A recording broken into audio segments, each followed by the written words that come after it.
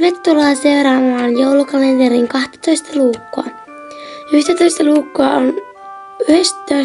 on vähän mahdoton, koska mä söin ne jo silloin aamulla. Mutta syy on se, miksi mä teen tätä aamulla, on se, että mulla oli ensimmäisenä tuntina englannin tunti. Ja mun kaverit muutenkin tuli aikaisemmin ja me mentiin 8. Niin teen nyt siinä hässäkässä sitten jotain petsivideoa, mutta avataan se tosiaan nyt. Se löytikin tuosta minun ihan takaani.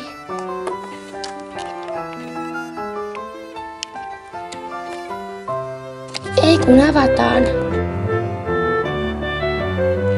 Tänne ilmestyy tällainen. Ja huomenna kun vähän tirkistelin minun joulukalenteria, eli huomenna tulee kindermuna.